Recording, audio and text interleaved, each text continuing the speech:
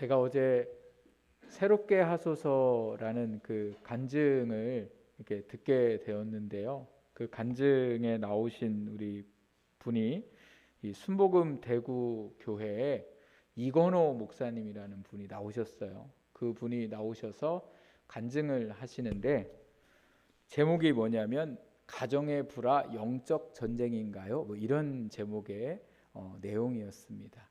이 목사님이 예수 믿기 전에 어려서 어머니가 4살 때에 이제 돌아가시게 됩니다. 그래서 돌아가셔서 아버지가 다른 이제 분하고 재혼을 하게 됐는데 그 재혼한 이제 새어머니의 자녀 3명 그리고 이 목사님의 자녀 3명 그래서 6명이 이제 8식구가 사는 거예요. 근데 이 목사님이 얼마나 불행한 어린 시절을 살아왔는지 엄마한테 새어머니한테 얼마나 많은 구박을 받고 힘든 일들을 많이 당하면서 살아왔는지 나중에 그게 이 마음에 쌓이고 쌓여서 고등학교 시절부터는 이 화를 어떻게 하지 못하고 막 이렇게 하면서 이제 이 머리도 아프고 잠도 자지 못하고 이러한 상황에 이르렀다고 합니다. 그러다 보니 이제 병원에 다니면서 약을 이제 먹고 또 잠자는 약, 또 두통이 너무 심하니까 두통약, 그리고 나중에는 정신과의 약도 먹고 이러한 삶을 살게 되었다고 합니다. 그리고 나서 예수님을 믿게 되었고 예수님을 믿고 나서 은혜를 받고 나서 목사가 되어서 이렇게 살아가는데 목사가 돼서 살아가니까 그럼 가정이 좀 괜찮아야 되잖아요. 근데 가정이 안 괜찮은 거예요. 자기의 가정도 아내 사모님하고 늘 싸우고 그리고 그 싸우는 모습을 남매 어린 아이들이 보면서 그 아이들이 7살부터 수면제를 먹기 시작했대요. 아이들이 잠을 못 자는 거예요. 그 싸우는 모습 때문에 그래서 목사님이 기도 제목이 2가지였대요. 하나는 이혼하게 해달라고, 하나는 우리 자녀들이 미치지 않고 살게 해달라고. 그 이유가 뭐냐면 자기가 지금까지 그렇게 살아온 삶을 돌아보니까 자기도 미칠 것 같았는데 우리 아이들도 분명히 미칠 것 같다는 거예요. 그래서 그 모든 원인들이 어디에 있을까? 어려서부터 받았던 그러한 상처에 있었다 이렇게 말씀을 하시더라고요. 언제부터 받은 상처냐면 엄마 뱃속에서부터 있었던 상처. 그 상처가 그 어머니가 그 목사님을 잉태하고 나서는 이제 이 남편과의 관계가 너무 안 좋으니까 양잿물을 먹어서 이 아이를 이렇게 지우려고 했던 그러한 일들이 있었다고 합니다.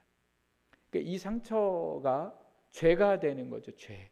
원망과 불평, 미움 이런 여러의 죄가 쌓이고 그 죄가 또 상처가 되고 이 목사님의 개인 인생에 괴로움을 줄 뿐 아니라 나중에 누구에게도 영향을 미쳐요. 자기가 결혼한 가정, 아내 그리고 자녀들에 이르기까지.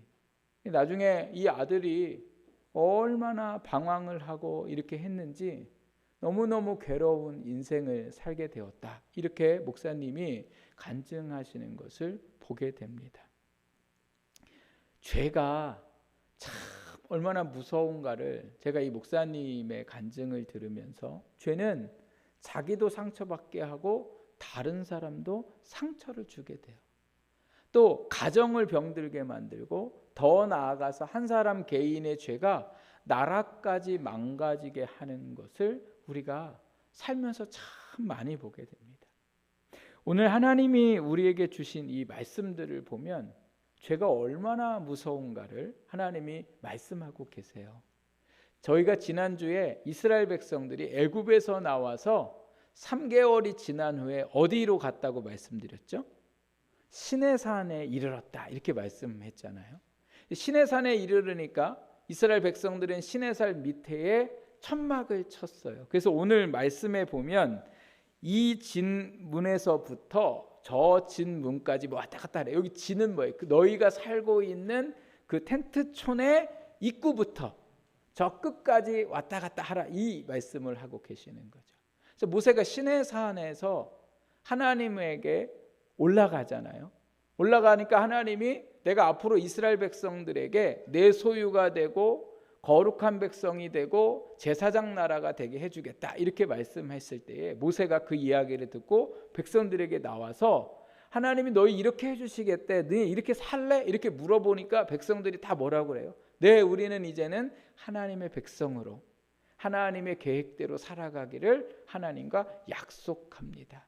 그래서 모세가 그 이야기를 듣고 다시 하나님 계신 산으로 올라가서 거기에 올라가서 백성들의 말을 전해주니까 하나님이 그때부터 모세에게 하나님의 백성으로 어떻게 살아가야 하는가를 말씀해 주시는데 거기에는 십계명도 있었고 또 생활에서 어떻게 하나님을 섬기고 또 백성들 사이에 어떻게 살아가야 하는지 생활법에 대해서 말씀하시고 그리고 성막을 지어서 하나님이 그 성막 가운데 임재하시겠다고 성막을 만들도록 모세에게 이야기를 하고 계시는데 한편에 백성들은 뭐를 하고 있었나 보니까요. 모세가 산에 올라간 지 40일이 다 됐는데도 안 내려오니까 이게 두려운 거예요. 지도자가 없으니까 너무 두려워서 아론에게 뭐라고 얘기하냐면 신을 만들어 달라. 우상을 우리가 섬길 수 있는 우상을 만들어서 우리의 좀 마음이 이 불안한 마음이 좀 편안하게 해줘라. 이렇게 이야기를 합니다. 그러니 아론이 금을 가져오라고 그래서 백성들이 낸 금을 가져다가 금송아지를 만들어 놓고 거기에서 제사를 드리게 되는 광경이 있었어요. 그러니까 하나님이 이것을 아시고 모세에게 빨리 내려가라고 얘기하죠. 그래서 모세가 그 하나님의 말씀을 듣고 내려와 보니까 어떠한 일들이 벌어지고 있냐면 금송아지를 만들어 놓고 금송아지 앞에서 제사를 지내고 있는 백성들을 보게 됩니다. 그 모습을 25절에 보니까 뭐라고 표현하고 있냐면 백성들이 방자하니 이렇게 말씀하고 있어요.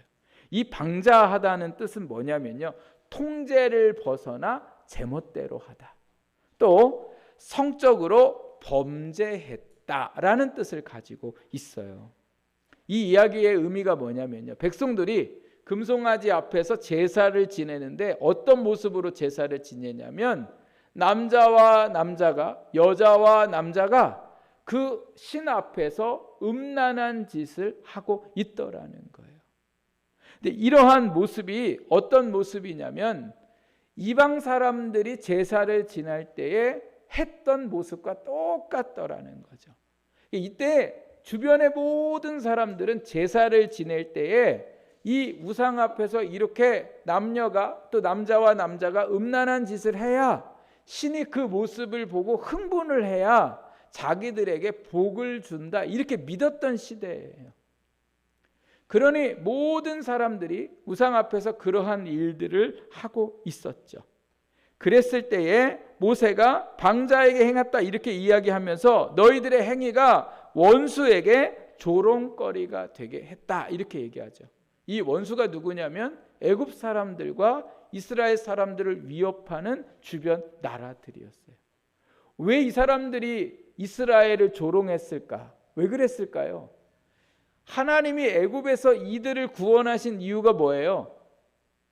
밖에 나아가서 하나님 앞에 뭐 하도록? 제사하기 위해서 나온 거잖아요. 그래서 하나님이 그들을 구원하셨는데 밖으로 나와서 하나님이 그렇게 그들 가운데 역사하셔서 결국 나와갖고 3개월이 조금 지나고 난 다음에 하나님께 제사를 드린 게 아니라 누구한테 제사했어요? 우상. 그것도 자기들이 섬기는 우상들에게 제사를 하고 있는 이 모습을 보면서 그 원수들이 하나님을 조롱했다는 거죠.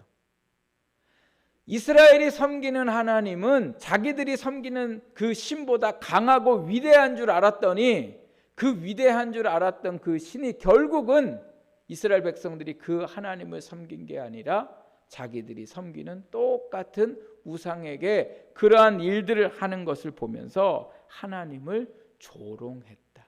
하나님이 조롱받으신 거죠.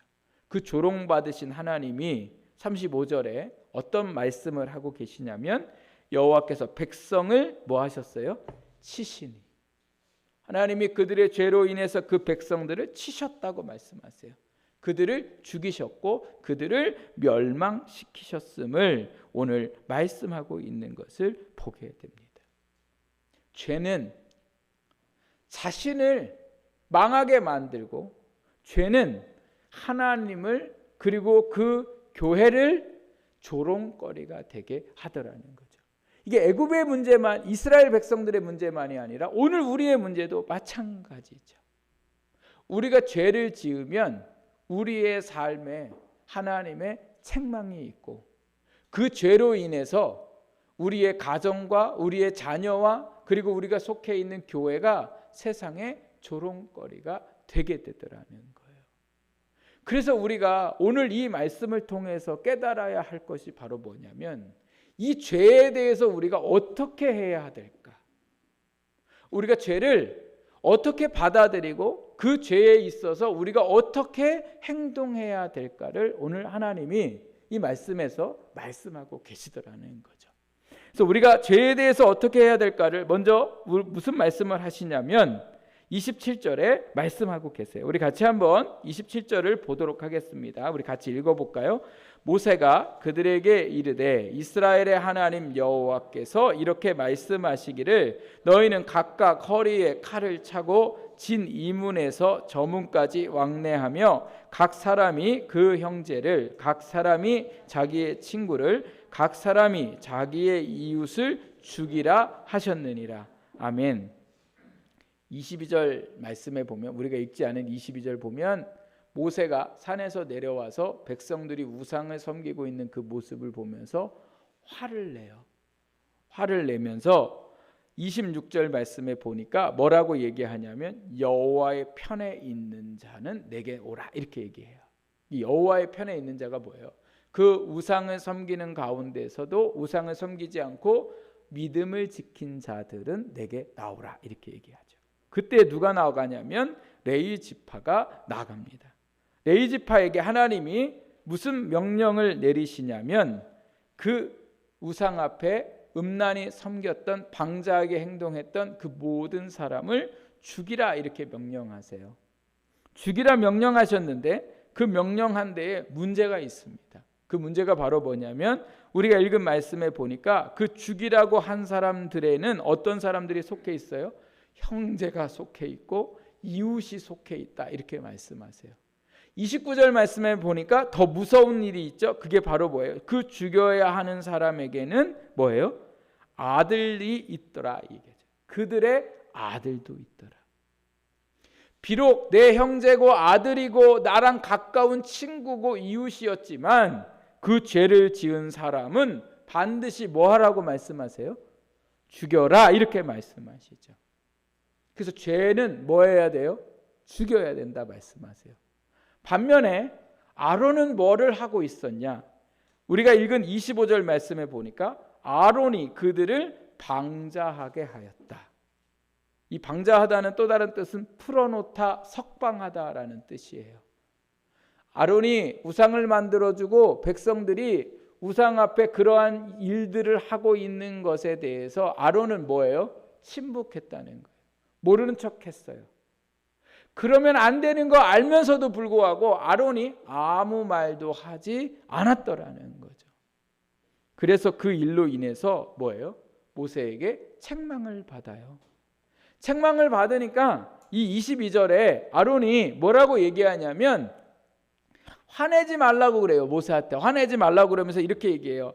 이 백성의 악함을 당신이 아나이다. 이 말의 의미는요, 내가 우상을 만들어 주려고 만들어 준 게 아니라 쟤네가 보통 악한 사람이 아니어서 우상 안 만들어 주면 나를 죽일 것 같아서 내가 저 사람들에게 우상을 만들어 줬습니다.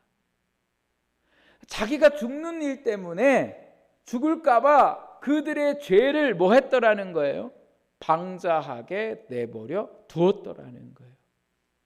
죄에 대해서 하나님은 얼마나 정확하게 말씀하시는지, 죄는 전부 다 뭐 하라고 말씀하세요? 죽이라 말씀하세요. 그런데 아론은 그 죄에 대해서 어떻게 했더라고요? 방자하게 내버려 뒀더라는 거예요. 모르는 척 했더라는 거예요. 그러니까 죄는 모르는 척 하는 게 아니라 그 죄가 있으면 그 죄를 반드시 뭐예요? 짚어야 되고 그 문제를 지적해야 되더라는 거예요. 그러면서 또 한 가지, 모세가 이스라엘 백성들 중에 여호와께 속한 사람은 내게 나오라 이렇게 얘기하거든요. 그러니까 여러분 오늘 우리가 죄 가운데 살아갈 때에 우리의 삶은 어디에 속해야 돼요? 죄가 아니라 여호와께 속하는 삶을 살아야 오늘도 우리가 살 수 있는 줄 믿습니다. 그게 오늘 하나님이 이 말씀하시는 거예요. 교회에는 은혜롭게 넘어가야 할 일들이 있는가 하면 단호하게 해야 할 일들이 있습니다. 문제는 교회가 단호하게 해야 할 일들은 은혜롭게 하고 은혜롭게 해야 할 일들에 단호할 때가 있어서 이게 문제인 거죠. 우리가 단호해야 할 게 바로 뭐예요? 죄의 문제예요. 교회 안에 죄의 문제가 있는 사람이 내 자녀일지라도 그 문제 있는 사람이 목사이든 장로이든 누구이든 그 죄에 대해서 결코 우리가 뭐예요? 덮고 넘어가면 안 되더라는 거예요. 교회가 시끄러워져. 교회가 어려워져. 그러니 덮고 넘어가. 은혜롭게 해. 이렇게 되는 순간 여러분 그 죄를 바라보고 있는 모든 사람들이 뭐를 받게 돼요? 상처를 받게 돼요. 은혜가 안 돼요. 이러한 일들이 우리 교회 안에 일어나고 있잖아요. 그래서 결국은 어떤 일들이 일어나요? 세상에 조롱거리가 되는 일들이 일어나고 있잖아요. 그래서요, 뉴스들이 교회가 뭔가 잘못하고 있지 않나? 이런 것들만 발견되면 얼마나 많이 이런 일들을 세상에다 다 이게 드러내고 있는지 알 수가 없어요. 그런데 교회가 조심해야 되는데 조심하지 못하고 뭐예요? 죄를 자꾸 숨기려고만 하고 덮고 넘어가려고만 하더라는 거죠. 그래서 젊은 사람들이 교회를 생각하면 교회에 머물고 싶지 않은 거죠. 지금 교회 안에 가나안 성도들이 많대잖아요. 가나안 성도들. 여러분 가나안 성도들 들어보셨어요? 가나안 거꾸로 하면 뭐예요? 네, 안 나가요. 안 나가. 교회 안 나간다는 거예요. 내가 하나님은 믿지만 저런 교회에 나가고 싶지 않다는 거예요. 이게 죄에 대해서 뭐예요? 덮고 넘어갔기 때문에 그래요. 특별히 저는 오늘 이 말씀을 보면서요, 우리의 죄, 내 자신의 죄에 대해서는 더더욱 우리가 단호한 삶을 살아가야 된다라는 그러한 생각이 들었어요. 우리는 다른 사람의 죄에 대해서는 단호해요. 저게 문제고 저러면 안 되고 이런데 내 죄에 대해서는 심각하게 안 생각해요. 그리고 내 죄를 그럴 수도 있지라고 생각해요. 오늘 하나님은 그럴 수도 있지라고 생각하셨어요? 단호하셨어요? 단호하셨어요. 하나님은 그만큼 죄에 대해서 단호하신데 놀랍게도 하나님의 은혜로 구원받은 우리는 회개하면 되잖아요. 이런 마음이라니까요. 하나님 한번 눈 감아 주세요. 이런 마음으로 우리가 살아가고 있으니 이게 하나님이 과연 그렇게 생각하실까? 여러분 우리가 회개만 하면 된다고 누가 그렇게 말합니까? 회개는 뭐예요? 삶을 돌이키는 거예요. 그 죄에서 돌이키는 거예요. 물론 그 돌이키기까지는 우리의 노력이나 우리의 수고로 되는 건 아니고 하나님의 은혜로 되는 거지만 은혜로 된다고 해서 내가 계속해서 그 죄를 죄인 줄 알면서도 쉽게 생각하고 그것을 쉽게 넘어가려고 하는 순간 그 죄에 대한 결과는 우리가 뭐예요? 책임져야 되더라는 거예요. 하나님은 내 마음에 합한 사람 다윗에게도 죄를 지었을 때에 가만 내버려 두시지 않았더라는 거예요. 그래서 오늘 우리가요, 내 죄에 대해서 내가 무슨 죄를 짓고 있는지 하나님 앞에 내 죄가 뭔지를 깨닫게 해달라고 여러분 기도하셔야 돼요. 그리고 내가 생각나는 죄들을 하나님 앞에 죄를 회개하고 그리고 내 삶 속에 똑같은 죄를 짓지 않기 위해서 우리의 힘으로 할 수는 없지만 오늘 우리는 그 삶 속에 몸부림치며 살아가는 저와 여러분이 되어야 할 줄 믿습니다. 우리가 하나님 안에 죄를 멀리 하려고 하고 죄를 끊어버리려고 하고 그리고 그것 때문에 심각하게 하나님 앞에 이 죄가 내게 더러워 보이게 하시고 이 죄가 나의 삶에 문제가 된다는 걸 깨닫게 해달라고 하나님 앞에 기도하면서 어느 것 하나 우리가 하나님 앞에 죄라면 그 죄의 모양도, 그래서 바울이 그러잖아요. 죄의 모양도 뭐예요? 생각지 말고 가까이 하지 말라고 그렇게 말하잖아요. 우리의 죄의 삶을 살지 않게 하는 게 이건 율법이 아니에요. 하나님의 성품을 오늘도 우리가 이어받아서 그 성품대로 살아가는 거지, 그게 죄를 안 지려고 내가 노력하고 애쓰는 게 그게 율법이 아니더라는 거예요.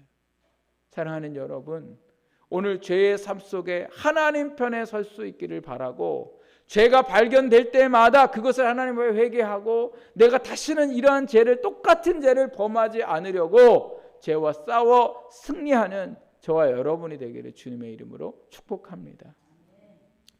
어느 목사님이 담임 목사로 교회에 부임을 했습니다. 교회가 조금 막 많은 성도들이 모이는 교회였는데, 이 목사님이 가서 보니까 다른 분들은 그래도 목사님이 이렇게 하자 저렇게 하자 그러면 목사님의 의견을 잘 따라서 협조를 하고 이렇게 하는데, 거기에 제일 어른 되시는 장로님이요, 반대는 안 하시는데 협조도 안 하는 거예요. 반대는 안 해요. 뭐를 하든 그냥 내버려 둬요. 그런데 본인은 잘 참석하려고 하지 않더라는 거예요. 근데 이분이 예배 시간에도 그렇고 당회를 할 때도 그렇고 성도들 모임하는데 모범이 되지 않아요. 시간에도 늦게 오고 말하는 것도 그렇고, 뭔가에 대해서 사람들은 장로님이 그래도 뭔가 좀 앞서서 이렇게 해주기를 바라는데 그렇지 않은 거죠. 그러니까 목사님이 고민이 되는 거예요. 이 고민되는 이유는 자기의 목회에 도움을 안 해서 고민되는 게 아니라 저러다 하나님 앞에 책망받을 텐데, 이런 생각이 드는 거예요. 그래서 어떻게 하면 좋을까? 그러니 또 직접 대놓고 얘기할 수도 없고, 이제는 온 지 얼마 안 되니까. 그래서 이분이 설교를 하면서 또 항존직 교육을 하면서 이렇게 교육을 해요. 그래서 우리 항존직들은 성도들 앞에 하나님 앞에 영광이 돼야 되고 성도들 앞에 모범이 돼야 됩니다. 이렇게 말씀을 드렸는데도 불구하고 변함이 없는 거죠. 그래서 목사님이 고민하면서 하나님 앞에 기도를 했어요. 하나님, 어떻게 하면 좋을까요? 근데 이 장로님이요, 사업장을 운영을 하시는데, 몇몇 직원들과 사업장을 운영하시는데 어느 날 목사님한테 신방을 오도록 요청을 했어요. 그래서 목사님이 신방을 가서 얘기를 들었더니 목사님한테 그래요. 목사님, 제가 우리 사업장에 아무 문제 없어요. 사업도 잘 되고 이런데 딱 한 가지 정말 아주 저한테 너무너무 하여튼 이게 고민거리가 있습니다. 그게 뭡니까? 이렇게 물어보니까 직원들 때문에 아주 고민이라는 거예요. 직원들이 출근은 시간 맞춰서 안 하고 퇴근은 퇴근될 때도 안 됐는데 슬금슬금 어느 날 이렇게 보니까 빠져나가더라는 거예요. 또 근무 시간에 딴짓을 하고 있는 것들을 너무 많이 보게 되고, 그리고 업체에 이제 이 협력업체에 내보냈으면 뭔가를 계약을 따오는 거는 둘째치고 그 협력업체에 나간 직원 때문에 거기서 컴플레인이 계속 오는 거예요. 왜 이런 직원을 내보냈냐고. 그러니까 자기는 다 좋은데 아주 직원 때문에 속상하다는 거예요. 그래서 목사님이 장로님의 말을 듣는 순간 이게 하나님 주신 기회구나. 이래서요, 이 목사님이 장로님한테 얘기하게 돼요. 장로의 직은 하나님의 교회에서 직원과 똑같습니다. 그러면서 장로님이 그동안 어떻게 생활을 했는가를 다 목사님이 얘기를 해요. 그러니까 장로님은 처음에는 내가 내 직원 때문에 지금 힘들다고 그러는데 목사님은 지금 교회 직원인 나 때문에 힘들다고 얘기하는 건가 하면서 이제 마음에 서운한 마음이 들고, 그러면서 이제 이 목사님의 얘기를 들으면서 눈을 감고서 아무 말을 하지 않고 있다가 잠시 후에 입을 열고 난 다음에 뭐라고 얘기했냐면, 목사님, 정말 죄송합니다. 아무도 저한테 제가 이렇게 신앙생활을 하고 있고 이게 저한테 문제라는 말을 해준 사람이 없습니다. 원로 목사님도 그랬고 주변의 장로님도 그랬고 심지어 우리 가족도 저한테 아무 말도 하지 않았는데 제가 듣고 보니 정말 하나님 앞에 잘못했고 목사님한테, 성도들한테 별 면목이 없습니다. 이렇게 목사님한테 이야기를 한 다음에 이 장로님이요, 완전히 달라진 삶을 살고서 그 교회의 모든 성도들이 존경하는 장로님이 되셨더랍니다. 여러분, 오늘 우리가 죄에 대하여, 누가 내 죄에 대하여 말을 하거나 혹은 우리가 설교나 혹은 어떠한 것들을 들으면서 깨닫게 되면 여러분, 절대 우리가 그냥 넘어가면 안 됩니다. 시간이 돼서 지금은 내게 아무 일이 없지만 내 신앙을 돌아보면서 내가 정말 하나님 앞에 뭐가 문제가 있을까? 또 우리가 누군가의 죄의 문제를 발견했을 때에 그 죄에 대해서 그 사람을 죽이라고 오늘 말씀은 하고 있지만 그 사람을 어떻게 죽여요? 우리가 목사가 어떻게 성도들을 죽이냐고요? 그럼 뭐 해야 돼요? 기도하는 마음으로 그 죄에 대해서 기도해주고 말해줄 때에 그 사람이 그 죄에서, 그리고 내가 내 죄에서 완전히 끊어지는 역사가 일어나게 될 줄 믿습니다. 그래서 여러분, 오늘 우리가 하나님 앞에서 정말 철저하게 내 삶을 날마다 돌아보면서 내 죄가 뭔지, 그리고 내가 믿음 생활하면서 옳지 못하게 행동하고 있는 게 뭔지, 그 죄가 끊어지는 역사가 저와 여러분에게 있기를 주님의 이름으로 부탁을 드립니다. 그때에 우리가 뭐 할 수 있어요? 살 수 있는 거예요. 하나님이 우리에게 복을 주고 싶으셔도 우리가 살아가는 삶의 행동이 여전히 뭐예요? 죄 속에 죄를 먹고 마시면서 당연하게 여긴다면 하나님의 복이 우리에게 임할 수가 없는 거죠. 오늘 이스라엘 백성들 보세요. 아무리 하나님이 내 소유로 여기고 하나님이 아무리 제사장 나라 삼고 아무리 하나님이 거룩한 백성을 세웠어도 그들이 뭐예요? 죄 가운데 살아가면 하나님의 책망과 멸망을 받을 수밖에 없다는 걸 기억하면서 우리가 그 죄에 대해서 단호하게 살아가는 저와 여러분의 삶이 되기를 주님의 이름으로 다시 한번 부탁드립니다. 또 한 가지, 오늘 이 죄에 대해서 우리가 어떻게 해야 될까? 우리 31절, 32절 말씀을 같이 한번 보겠습니다.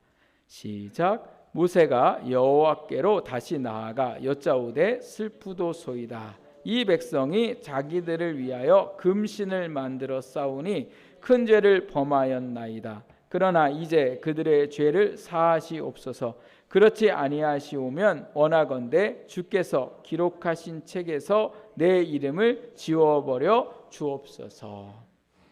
죄에 대하여 우리가 어떻게 해야 되냐면요, 한번 따라해 보실래요? 슬퍼하며 생명을 걸고 기도해야 합니다. 네, 모세는 그 죄 가운데 있었던 사람을 이제 하나님 말씀대로 벌했어요. 근데 이 하나님 앞에서 죽은 사람들은 우상 앞에 그 앞에서 앞장섰던 사람들, 그리고 모세가 그 모든 일들에 대해서 지적을 했음에도 불구하고 눈 하나 깜짝하지 않고 자기들 하고 싶은 대로 했던 그 사람들은 다 죽었어요. 그러나 누가 살아있어요? 남은 백성들은 살아있는데 남은 백성들이 어떻게 했다는 거예요? 여전히 그 우상 앞에 제사했던 사람들이죠. 그러니 이들을 하나님 앞에 죄를 속죄받기 위해서, 이들의 죄를 사함받기 위해서 모세가 한 게 뭐예요? 다시 산에 올라가서 하나님 앞에 기도하는 건데, 기도의 내용의 첫 번째가 뭐예요? 하나님, 제가 슬픕니다. 그래서 여짜오되 슬프도소이다 이렇게 얘기하잖아요. 슬픔이 그 안에 찾아오게 되었더라는 거죠. 여러분, 죄를 볼 때에, 죄를 들을 때에 화가 나요? 슬퍼요? 자녀가 죄를 지으면, 자녀가 잘못하면 슬퍼요? 화나요? 진짜 슬퍼요? 슬픔이 먼저예요? 화가 먼저예요? 화가 먼저잖아요. 화가. 정치인들이 잘못한다는 뉴스를 들으면 슬퍼요? 화나요? 광주에서 사람이 죽었을 때에 그러한 일들을 벌였던 사람들의 이야기를 들으면서 슬퍼요? 화나요? 화나잖아요. 왜 저런 일을 할 수 있을까? 어떻게 사람이 사람의 얼굴을 하고 저런 짓을 할 수 있을까? 이게 우리의 모습이잖아요. 그런데 모세는 뭐 했다고요? 슬퍼했다는 거예요. 슬펐다는 게 뭐예요? 어쩔 수 없는 인간의 연약함. 저렇게 하나님의 사랑을 받으면서도 여전히 죄에 빠질 수밖에 없는 저 백성들의 연약함을 보면서 모세는 뭐 했다고요? 슬퍼했다는 거예요. 그리고 슬퍼한 이 모세가 하나님 앞에 이들의 죄를 용서해 주십시오라고 하면서 저들의 죄를 용서해 주시지 않으면 하나님의 책에서 나를 지워 주십시오. 이게 바로 뭐예요? 저도 똑같이 저 사람들과 죽여 주십시오. 이런 이야기하는 거죠. 모세가 슬퍼하면서 하나님 앞에 어떻게 했어요? 목숨을 내걸고 기도했더라는 거죠. 저는 이 모세의 모습을 보면서 예수님이 생각이 났어요. 이스라엘 백성들이 예수님이 예루살렘으로 들어오실 때에 막 자기 옷을 벗어서 땅에다가 깔면서 우리의 왕이신 예수여 어서 오시옵소서 막 이렇게 예수님을 환영하거든요. 그러다가 어느 순간 자기들 마음에 안 맞으니까 예수님을 십자가에 못 박으라고 하면서 그 예수님을 조롱하고 예수님 앞에 침 뱉고 예수님의 뺨을 때리고 그리고 십자가에서 죽어가는 예수님한테 끝까지 예수님을 조롱해요. 그랬을 때 예수님은 어떻게 하셨어요? 하나님 저들의 죄를 기억하시고 반드시 죽여주시옵소서. 예수님이 이렇게 하셨어요. 하나님 저들이 모르고 지은 죄를 용서하여 주옵소서. 눈물로 예수님이 그들을 위해 기도하시죠. 예수님은 십자가에 돌아가시기 전에는 죄인들을 불쌍히 여기셨어요. 민망히 여기셨다는 말씀들이 많이 나오는데 한없이 슬퍼하셨다는 거예요. 죄인들을 보면서 화내거나 분노하신 게 아니라 그들을 보면서 슬퍼하셨어요. 안타까워하셨어요. 그리고 그 죄인들을 위해 자기의 목숨을 버리셔서 그들을 구원하셨어요. 죄에 대해 정죄하고 비난하는 것은 모두가 할 수 있는 일이에요. 하나님이 오늘 이 말씀을 통해서 우리가 갖기를 원하시는 마음은 무슨 마음이에요? 죄에 대해서 안타까워하는 마음, 슬퍼하는 마음, 그리고 그 죄에 대해서 몸부림치면서 목숨을 내걸고 기도할 수 있는 우리가 되기를 원하시더라는 거죠. 제가 이 설교를 하기 전에 수요일날 우리 구역장님들과 이 말씀을 나누는데 구역장님들도 다 이런 말씀을 하셨어요. 내가 모세처럼 하지 못했던 것을 하나님 앞에 회개합니다. 구역 식구들을 위해서 저 사람이 하나님 믿음으로 살아야 되는데 믿음으로 살지 못하는 것을 내가 슬퍼하고 또 내가 그것에 대해서 정말 하나님 앞에 간절히 기도하고 이러지 못했던 것. 그저 저 사람 왜 저럴까? 하나님 저 사람 도대체 왜 그럴까요? 하나님 저는 저 사람이 이해가 안 돼요. 이렇게 우리가 하나님 앞에 이런 기도는 해본 적은 있어도 하나님 저 사람을 불쌍히 여겨 주옵소서. 하나님 저 사람을 위해서라도 제가 금식이라도 하게 하시고 저 영혼을 위해서라도 제가 정말 하나님 앞에 간절히 기도하는 그러한 삶을 살게 하옵소서. 이게 오늘 우리의 기도의 제목이 돼야 되는 거죠. 저도 똑같이 이 말씀 보면서 하나님 앞에 참 한 주 동안 회개 많이 했어요. 하나님 제가 성도들을 향하여 이런 모세의 마음을 갖게 하시고 이런 마음으로 기도하지 못했던 저를 용서하여 주옵소서. 사랑하는 여러분, 바라기는 오늘 제가 이 모세의 심정으로 이 땅의 모든 어려움들과 죄를 위하여 눈물로 그렇게 하나님 앞에 몸부림치며 기도하는 목사가 되기를 바라고 또 간절히 소망하기는 우리 사랑하는 성도님 한 분 한 분이 또 우리 교회 항존직 되시고 구역장 되시고 우리 사랑하는 성도들 한 분 한 분이 정말 오늘 이 누군가의 죄에 대하여 혹은 나의 죄에 대하여 정말 탄식하며 안타까워하며 그렇게 하나님 앞에 몸부림치며 기도하는 저와 여러분이 되어야 할 줄 믿습니다. 그게 오늘 우리의 모습이 되어야 되는 거죠. 이 땅이 왜 이렇게 어려울까? 이 땅에 왜 이렇게 죄가 간영할까? 그건 하나님이 역사하지 않으셔서가 아니라 어쩌면 눈물로 목숨 걸고 기도하는 사람이 없기 때문에 그런 거죠. 여러분 한번 생각해 보세요. 내가 이런 마음으로 기도를 한 적이 언제 있나? 그저 가난 때문에, 그저 우리 자식 진학 때문에, 그저 우리 뭐 때문에 이렇게 막 안타까워하고 막 간절하게 기도한 적은 있어도 내가 정말 내 죄와 다른 사람의 죄와 이 세상의 문제를 가지고 모세처럼 내가 기도한 적은 언제일까? 오늘 우리가 이 마음으로 하나님 앞에 서서 기도하는 우리 모두가 되어야 할 줄 믿습니다. 종교 개혁을 하던 시대에 스코틀랜드에 나라의 재산의 절반이 천주교 거였대요. 땅도 건물도 하여튼 나라의 절반이 천주교였다는 건 천주교가 그만큼 뭐 했다는 거예요? 타락했다는 거예요. 그래서 더 이상 교회가 이러면 안 되겠다 생각하고 그 교회의 문제점을 이야기한 사람이 존 녹스라는 사람이에요. 교황한테도 찾아가고 또 그 당시에 나라의 왕이 여자 왕이었는데 메리 여왕이었는데 그 메리 여왕한테도 문제를 얘기했어요. 이 교회가 이렇게 타락했습니다. 이렇게 범죄를 많이 하고 있고 부정을 많이 저지릅니다. 그런데 이 메리 여왕이요, 천주교 신자여서 존 녹스의 얘기를 전혀 들을 생각이 없는 거예요.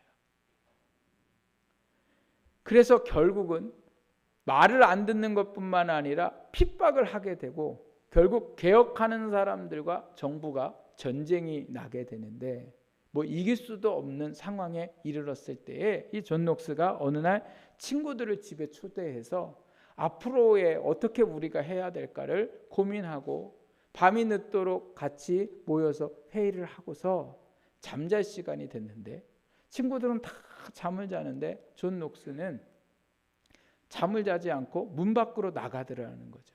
그래서 친구가 곧 돌아오겠지라고 생각했는데도 안 들어오는 거죠. 그래서 도대체 이 친구가 어디 갔나 해서 친구 한 명이 존 녹스를 찾으러 문을 열고 밖에 나왔더니 어디서 존 녹스의 목소리가 들리더래요.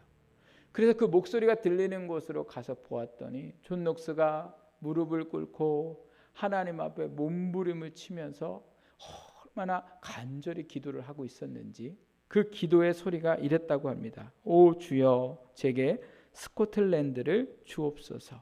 그렇지 않으면 죽음을 주옵소서. 그리고 잠시 쉬었다가 또다시 간절하게 이 고백을 다시 하고 마치 예수님이 겟세마네 동산에서 그렇게 기도하셨던 것처럼 간절히 3번을 기도했답니다. 그리고 그 후에 이 기도 때문이었는지 메리 여왕이요 중병으로 죽게 돼요. 그리고 스코틀랜드가 종교 개혁을 하게 되어서 이제 국교가 천주교에서 개신교회로 바뀌게 되는 일들이 일어나게 됩니다. 한 사람의 목숨을 건 기도가 나라를 살리고 교회를 온전케 하는 역사가 일어났습니다. 우리 한 사람의 기도, 이 기도는 하나님이 들으시고 하나님의 역사를 일으키실 수 있습니다. 우리는 성도도 적어요. 그러나 그 적은 성도가 문제가 아니라 적은 사람이 기도해도 하나님은 역사하세요. 여러분, 오늘도 우리가 다시금 오늘 이 말씀을 하나님 앞에서 들으면서 내가 죄에 대하여 단호하며 그리고 이 땅의 죄와 다른 사람들의 죄와 우리 교회의 문제를 놓고 목숨 걸고 생명을 다하여 기도하는 성도로 나아갈 때에 하나님이 우리를 통하여 반드시 역사하실 줄 믿습니다. 그 믿음으로 이 한 주를 승리할 수 있는 저와 여러분이 되기를 주님의 이름으로 부탁을 드립니다. 기도하겠습니다. 하나님